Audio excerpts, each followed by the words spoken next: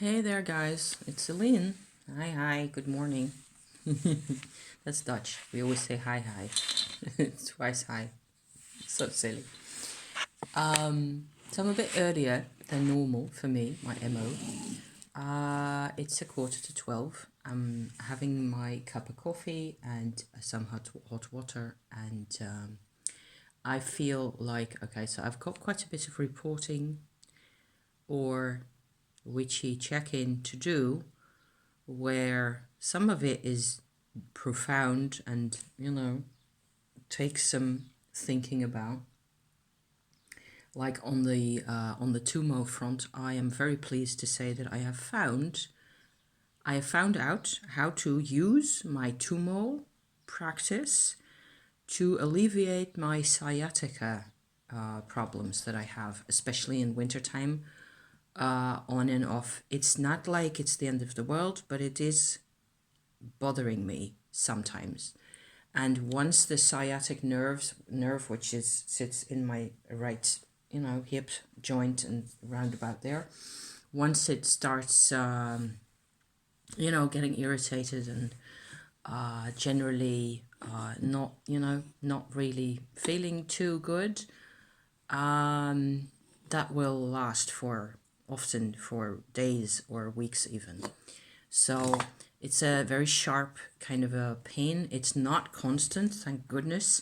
I can also use painkillers, which I have and, occasionally still do. But I have figured out, and I think this is the most interesting piece. I have a couple of interesting things that I want to talk about, and I'm just gonna, okay? I'm just gonna make myself. So please grab yourself a drinky as per the norm. I hope you're okay where you are, and that you can, tag along for this. We're gonna be here for a bit because that's what I feel like anyway. I made a new spice mix, which I can use in my cocoa in the evenings. That's what I made it for. But I can also put it in my coffee, turns out. So it's basically aniseed and cardamom ground up in the mortar, very witchy. And just a smidge is enough. This is actually 3 times the smidge. So it's like, whoa, cardamom, Pooh. Then again, cardamom is supposed to help to communicate. I also cleared out my Christmas kit from around the house and around the living room. So I'm all done with all the Christmas decorations. It's all gone back upstairs. Christmas tree's gone. Nearly everything. I just got a couple of fairy light strings that I keep out because in the evening, like in the back here, that one, that stays year round basically, where I use it whenever I am around here, because there's a really dark corner in the house. So if you have no light, I don't have any other light in this particular corner, so hence the fairy lights. So in that kind of a situation. The ones at the front of my living room I will probably take out at some point during the springtime. Yay, springtime. So I'm noticing, I'm going to come back to the Tummo. I'm just going to have me an introductory kind of a how are we doing kind of a deal here. Today is what? Thursday? Yes, the 13th, I think, or 12th, is it? Yesterday was 12th. I think 13th of January 22. And I'm noticing this morning, I noticed on my astrological kind of a website that I always go to check out what the planetary positions are, because I tend to do that. That actually has helped me a lot over the past couple of years to notice that when things were difficult, in general, always, okay, for me, always, and for other people, some of the time, and sometimes more noticeably than other times, depending the moon, the actual position of the moon up there or wherever she is, affects me. And this morning, the moon is in Gemini. It has moved to Gemini from Taurus, where she was giving me a hard time over the past 2 days or so. and I was feeling really bugged, and there were a couple of things going on which made me completely stressed out. The moon at first on Monday, I think, end of Monday, and Tuesday was like, because the moon was passing over Uranus in Taurus. And for some reason, that just drove me nuts. So I had issues in the house and things going on. And once I get stressed out, I get to a stress level and then I don't come down from that. It's much harder to de-stress again. This will be familiar to some people. We're not. Anyway, the moon this morning is in Gemini and it's squaring Jupiter in Pisces. So it's like a highlight or a focus light is shining onto Jupiter in Pisces, in early Pisces.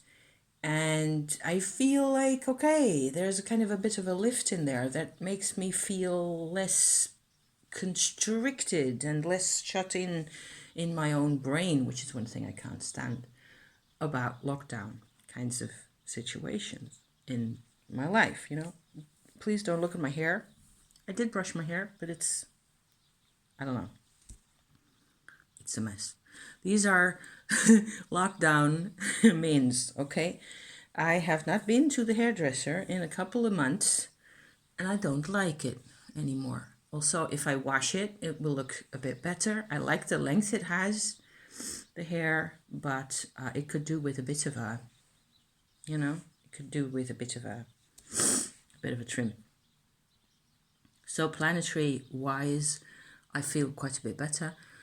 I think I will talk about my Tummo experience first, because the sciatica, okay? The sciatica was getting to me over, I think, a period of 2 or 3 weeks or so, what with sitting in the house too much, sitting around on the same type of chair or couch for longer stretches of time.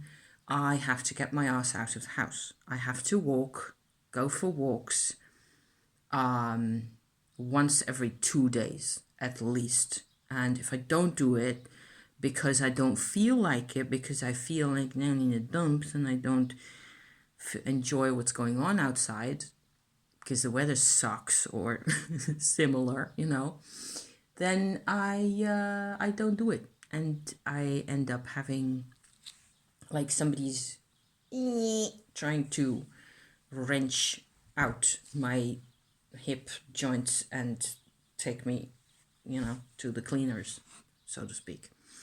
So that was bugging me. Not all the time, but there were moments where it was kind of nasty. And I was wondering, I've been wondering for a very long time whether I could use my Tummo practice, so my Shakti transformation, Kundalini energy transformation practice, okay? If you're new here, if you're new to this vibe, this is what I do a lot of the time. I talk about what I call Tummo, because I think that's what it is, really. I think this is what Tummo is. I can talk about this a whole lot more, and I will continue doing so also from different, you know, cultural and historical perspectives and things like that. But it's not so easy to get it to where the sciatica is sitting, turned out. So it seems, and here's my new idea for that I've been sitting on for a week, literally, is that from working with this process, which I've described in numerous videos already, so feel free to look around if that's something you're interested in. It's like you get a level of activation, which is what I call that, where parts of you become energized to that level. Okay, so say level 1. And then there's other levels, and you can activate those where level 1 is still there. So it becomes a multi-dimensional vibrational venture, if you like, energy venture with more and more dimensions to it, more and more different expressions going on at the same time. I think that's actually kind of how I would like to say that. It's going on at the same time, simultaneously. This vibe, it's like music. Most of all, it's like different chords working together in an orchestra or something like that, like a cello. I am a cello, okay? And there's all sorts of vibrations happening. So I've been doing this for 2 years now. It's actually really nearly 2 years. Yay me. And this is the best thing that's ever happened to me. And the developments and the personal growth and the general, levels of joy in my life have expanded. The expansion has expanded, yes, beyond belief, beyond my belief. Certainly, I was hoping for this. I was wanting this. This is why I was doing it. But I would never have thought that it would be so much work. I would also not have thought that it was going to be relatively, I don't know, self evident, I think, to apply the thing. This is hot water. I get thirsty, okay? I still have some coffee left as well. So 2 mugs, like so. And I'm going to try and have them and talk at the same time. So help me God, okay? There's different levels. The thing about the sciatica, let me come back to that, is that it is, I think, even though I have not suffered from this, let me call it that, always, it has become manifest at an older age. So after 30 or so, I'm 55 now and a half, okay? So there have been quite a number of years where this was a thing that kept coming up for me on and off. Not when I was a kid, certainly. So there's body weight issues, I think. Lack of sports in my life when I was growing up. Yes, I think so. Something about the joints going on, all that kind of thing. Still, I felt that I was assuming that having my level 1, 2 kind of activation of Tummo would benefit my my sciatica, my nervous system situation somehow. And it has, to the extent that I have very fewer headaches than ever before. So as to, this whole side of my skull, which is the same side where the sciatic nerve problem tends to occur, there's actually the pressure in here has lessened to nearly nothing. So I have very few headaches these days. It has just gone away. Also, the fact that I have a really quiet life and I can more or less do whatever I like around the house, and as long as I am, there's a couple of things that I need to do. Drinking hot water has helped immensely. Detoxing is drinking hot water is the way to detox if you're doing this Tummo process, this Tummo practice, okay? It is, I would say, imperative. You have to. You have to drink 2 of these of hot water, as hot as you can have it, as hot as is pleasant, per day, every day, for the rest of your life. You start enjoying it. Drinking hot water with no taste and no flavor, no nothing, becomes the best thing ever given to man at some point, So there's that. Your body gets used to it also, and it's just very good for the lymphatic system and all that kind of thing. I've been preaching about that before, haven't I? I wasn't noticing any, although I was noticing huge improvements on the headache front. It took a while, it took a long time for it to get settled in there.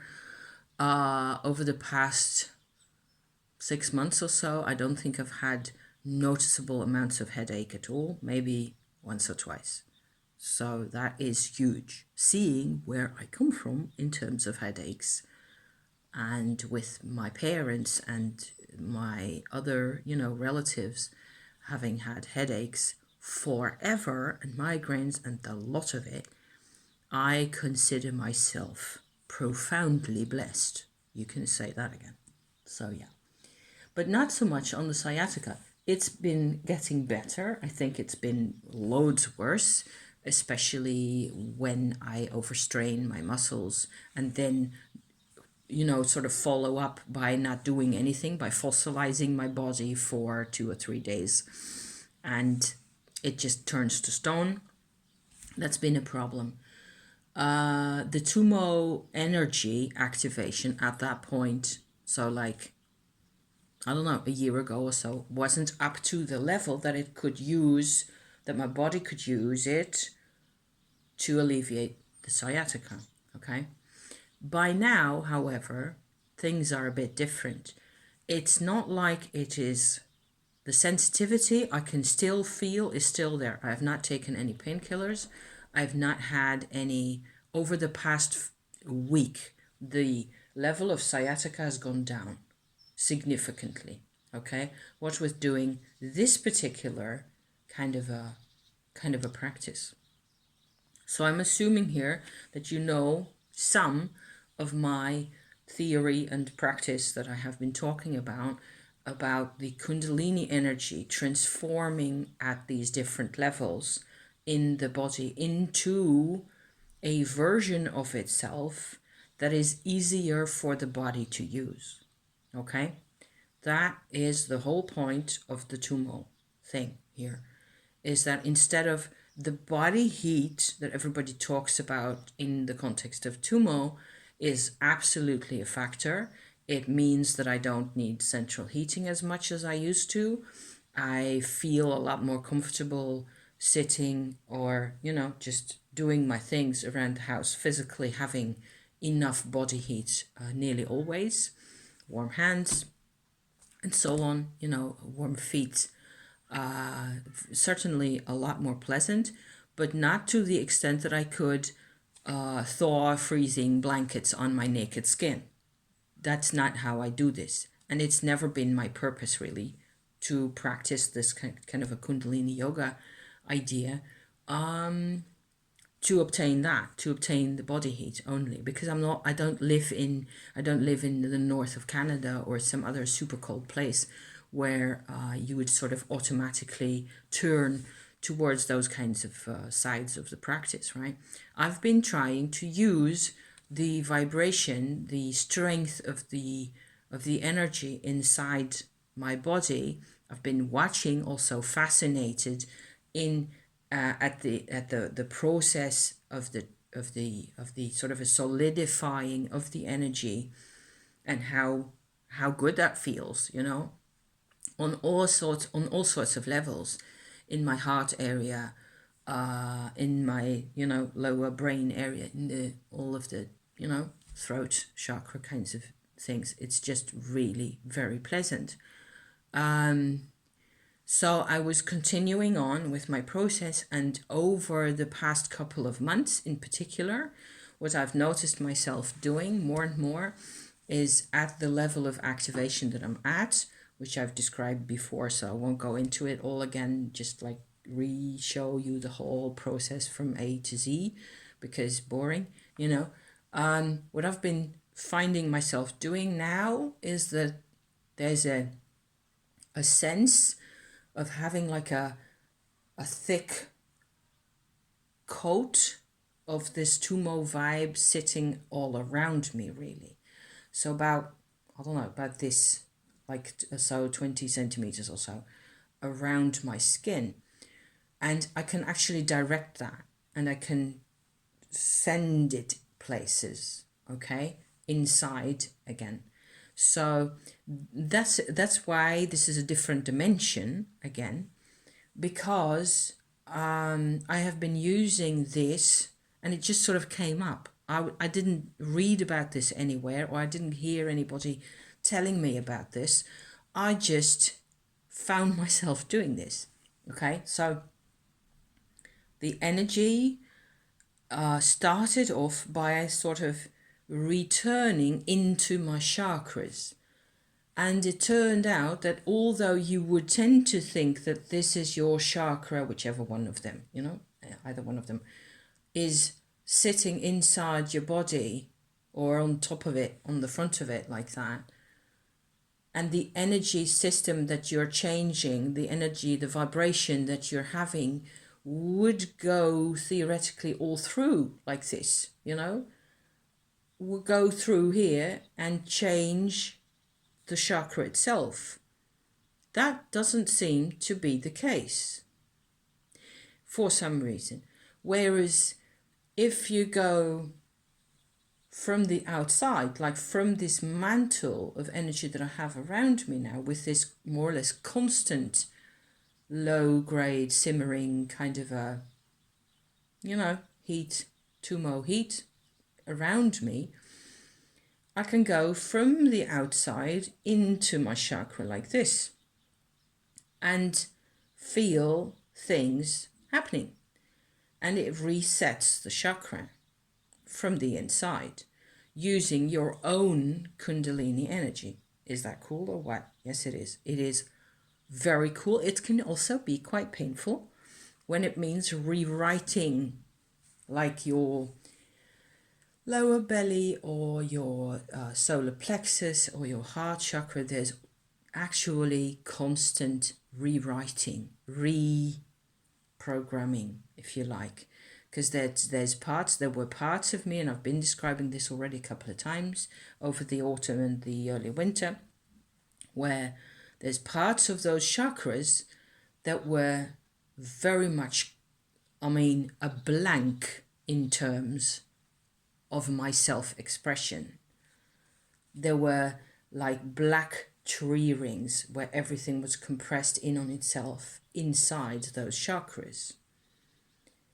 So that took some doing, and each time afterwards you feel a whole lot better, but there's also challenges. One of the challenges that I've encountered, also very recently even, what with this whole next, tale of mine, because I'm not done. This is just the one half of the story here. One of the things I've noticed is that the rewriting of your energy system, also emotionally, okay, to a huge extent, you are becoming more powerful. Then your brain or your mind has to adjust to that. And that's weird. There's moments, I've had moments where I wasn't feeling too good about myself. I didn't know what it was. It took me a while, especially in the middle of the night, sitting on the edge of my bed, just trying to be with how I was really feeling, because up here the cogwheels are always turning, but in here it was more difficult to really get at it. And by the time I finally get at how I was doing in there, it turned out I was feeling insecure about the level of personal power that I'm getting. It has always been in my life, in my past personal experience in this life, it has always been a hazard to be powerful. Same for the whole right side of my heart area, where there's a whole lot of activation that's been going on. I feel like I can connect the dots now. I can do so much more. And it's kind of scary when you get to it. You're not sure if you're going to get away with it, with being this kind of a suddenly, It's like, there's the mind throws this at you, like, what if, because it's always been that way. It's been really difficult. So once I realized that kind of a thing, that kind of a emotion inside me, this kind of a hesitation, a kind of a sense of, am I going to get away with this? Is this going to be, I don't know, society human society and culture isn't about furthering the power of the individual, or it hasn't been up to very recently. I find it really encouraging. There's more and more signals out there, even in the news, even in the media and everything, where people are standing up for things. People are standing up for the planet. People are standing up for the climate. People are standing up for themselves. People aren't taking it any longer. So yeah, so I'm all about that. But I was all about that 30 years ago when nothing I did made the slightest difference. And I certainly didn't have a voice. So having the voice and the ideas and all this kind of a thing, and suddenly feeling like I'm 100% behind what it is that I'm saying here, it's a big change. So you just have to be aware of that. And I only have to realize, okay, so this is how I feel, and it will still occasionally make me slightly nervous or slightly uncomfortable, and there will be times where I will just go like, okay, at this point I really don't know what to say, and that's fine. So you can just do as you are, okay, as you are at the moment. But it took some, so it takes some processing, and I'm still looking at my birdies because I've got lots of birds out there. I can put bird feed out every day or every couple of days at least, even though it's not freezing, but it's cold enough, and the birds just love it. So they come out one after the other, having some kind of a breakfast, I think. So yeah, the next level to get the sciatica actually to change was really interesting. So instead of this, it's the same mechanism, okay, but instead of this being a chakra, it is my belly button that I'm looking at. So for the longest time, I have wondered, there's people, plenty of people out there who will say that the navel or belly button part of us is actually your third chakra. I've always heard or seen otherwise. I've always felt that, also from my own experience, that the third chakra, the solar plexus, sits quite a ways above your belly button, okay? So your belly button sits really in the middle of your belly, like so. The solar plexus above it, and the sacral chakra, number 2, slightly below it, okay? So like at least 5 or 6 centimeters either way, going up and down from the belly button. And in terms of the participation in life that the chakras are about, both of those, the second and the third chakra, I could see that they're about completely different things. They're completely, those two chakras, you cannot, you know which one you're looking at. You can sort of feel and tell the different levels of vibrations. If you've just practiced any kind of a meditation in that area, at all. So you'll be able to tell there's a very different vibe between all those things. And I've always wondered, so for me, I was coming from the standpoint that this is the case. They have 6 centimeters between sacral, belly button, and solar plexus chakra. And the belly button wasn't really defined as a chakra as far as I was concerned. And I was wondering about that, was wondering why that would be the case. How could you not consider the whole belly button area to be hugely important in terms of vibration? How could you not? Because it's, because of course, when we were small infants, when we were still being, constructed in our mother's bellies, the navel is the access point of all the food going into your body, or nearly all, I think. I suppose it really is where all the building material goes in. So, because you have your mama's womb, okay, there's the placenta that acts as a huge filter, and I believe it does have a couple of other functions, and it sends your nutrients through the umbilical cord, of course, that's the word, into the infant, like that, into this part of us. So I was using my Tummo field, okay, to get at my belly button and go in there and see what would happen. And yet again, similar to the situation with the chakras, where you, instead of coming up like this or going along the spine like so and then out to the front, you went from the outside inward, and each time there's a completely different kind of a process, because you're apparently integrating the Tummo as it is at that moment into that part of you, into a different system. It really is a completely different system. And the belly button is a completely, the navel area is a completely different system again. So I was completely stunned at that, and really, like, I needed time to, figure this out.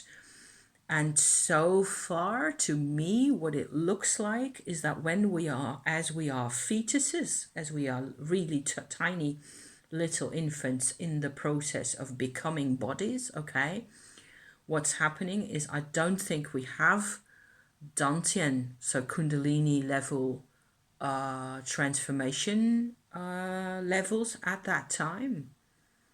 What we start off with is the umbilical cord, and it provides us with some type of a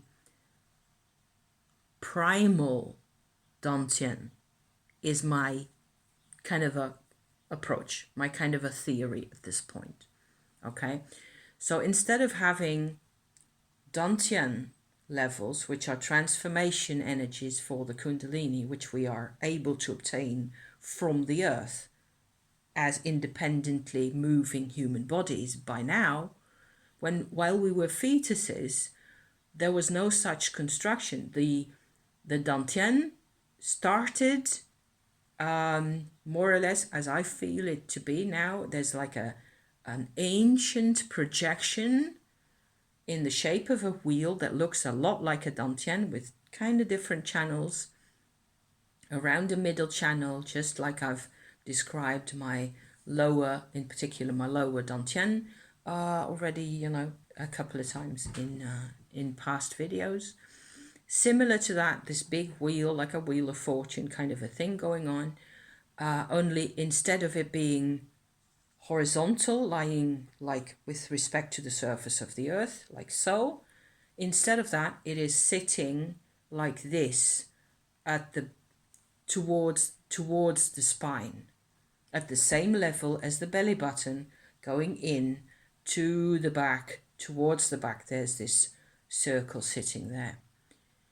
And from that circle, I think the Dantians have developed. That's how it goes. I think that's what's happening. That's what my impression is, okay, at this point.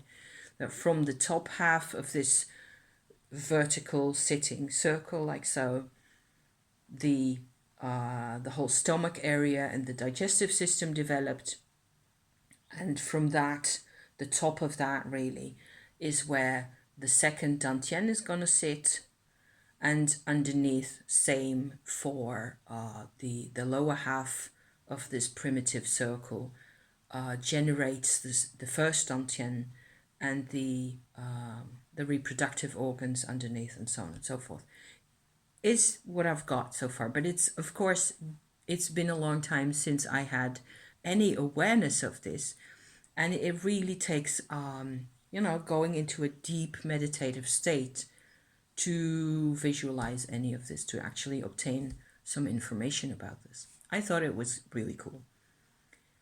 The good news also is that from this primitive ancient Dantian shape, this ancient energy accepting system in our bodies, there's connections to all our nervous systems and to our spines. So that's how I got into bringing my Tummo into there, into the wheel, and into my spine, and into my whole nervous system like that, and my hip joints, and my sciatic situation going on there. The improvement is noticeable. I would say that from a state of where already I wasn't having like a nightmare sciatica situation, it was like a 60% on and off nasty phase. And your organs, the organs in your belly, are part of the system as well. It just, everything just, there's kind of a crampy kind of a situation going on in there. And often any kind of bowel movements and things like that tended to be problematic, and it was giving me jip. It was just nasty. And even though I don't have any digestive problems, everything's fine. The rest of the time everything's fine. It's just a sensitive area, and the nervous system has been blocked in some way or form, probably for as long as I can remember. So I needed the Tummo to go in this exact manner. This is why I'm going into it at length. I am already in over half an hour. It was the most important thing I had to share. So hence the lengthy explanation. So yeah. I have other intel. I have other things that I want to talk about, but I will do that in a separate video, probably in a bit. This has been hugely helpful, and it's such a medicine to have this Tummo energy at your disposal. I need to do this much of a focused exercise in the evening when I'm in bed, most comfortable place possible, to call up the Kundalini, and off we go. And often a lot of the work, sort of adjusting my body to the vibration on all sorts of subtle levels, happens while I'm asleep.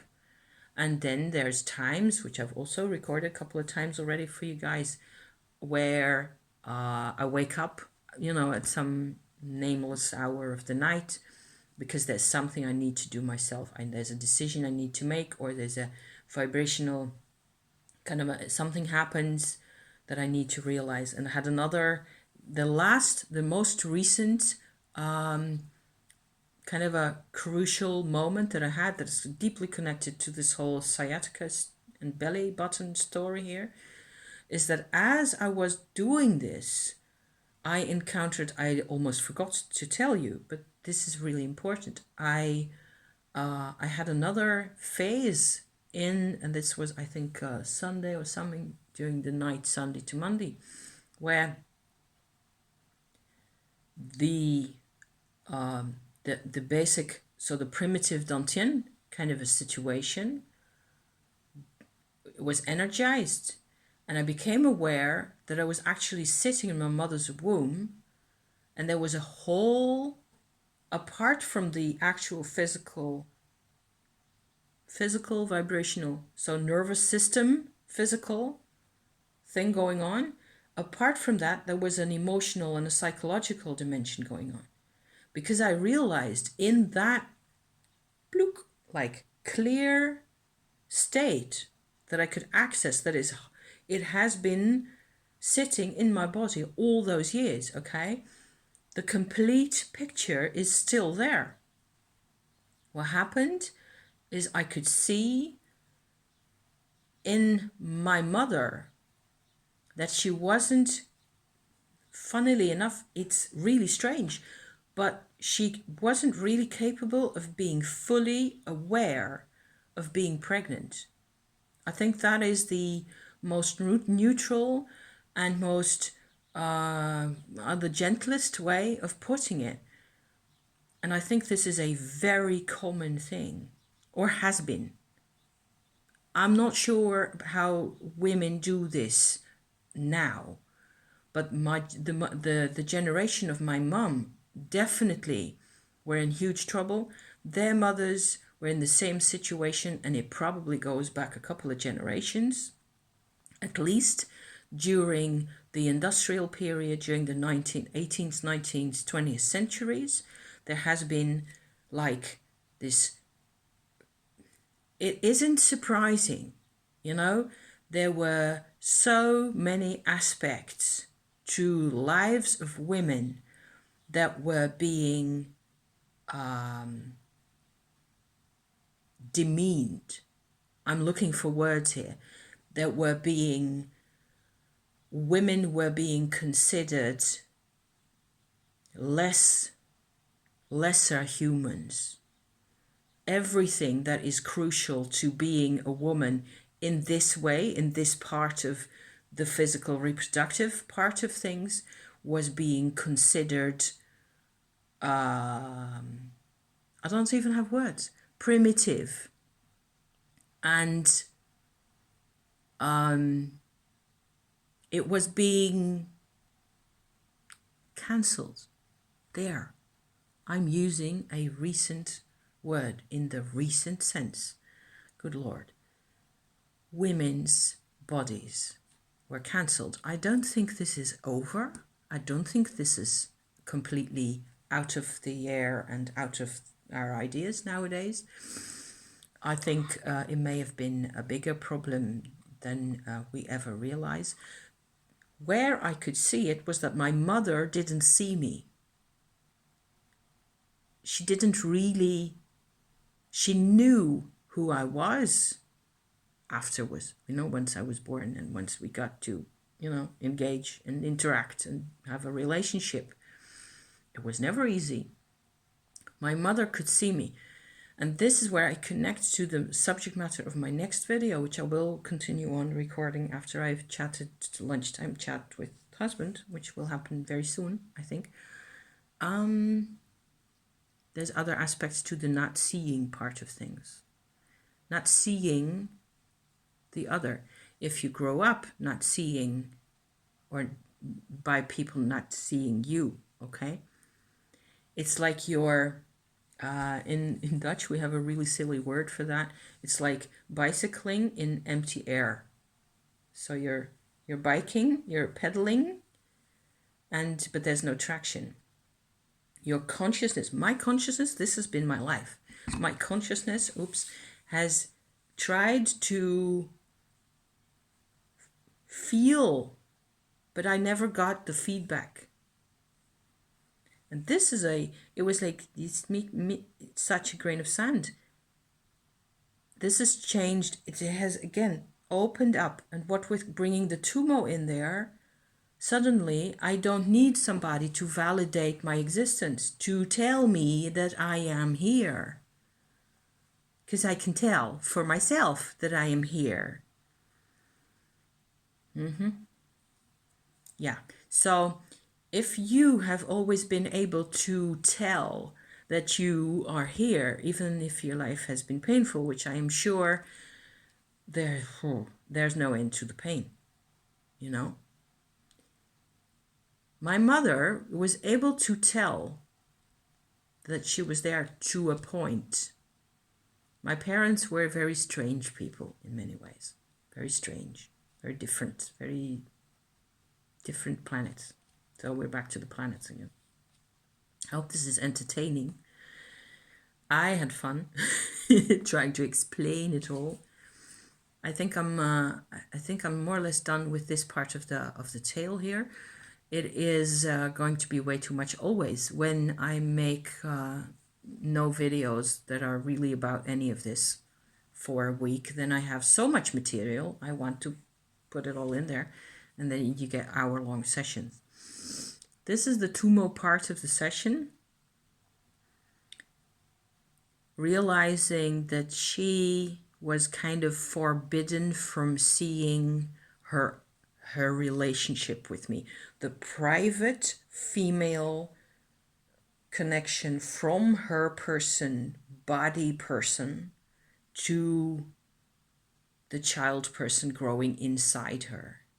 Something in there went badly wrong, and I think it was a huge, painful disconnect for both of us. And I don't know exactly where it has gone for her, whether this wasn't one of the big causes for her illness, for the fact that she was an invalid all this time, all the time that I grew up with her, really. I never grew up with my mother in a way that was connected, really. There was this fundamental disconnect still going on, and it was this disconnect, and I could actually see it from the inside. I could remember my own experience in the womb, which I think is pretty awesome. So there. So that's the last installment of my Tummo progress thing going on at the moment. This isn't destabilizing. On the contrary, I am getting more and more stability and more faith in life, because the Shakti has faith in life. Of course, it is the lack and the blockages and the general, the restrictions on everything, the unnatural kinds of restrictions that keep us from having our lives the way they can be. Thank you for watching. I'm gonna stop right here, and I hope to do some more this afternoon about the other ways of not seeing people. Okay, let's talk about that for a bit. See you then, I hope. Thank you for watching, you guys. Love you to pieces. See you next time. Okay, ciao.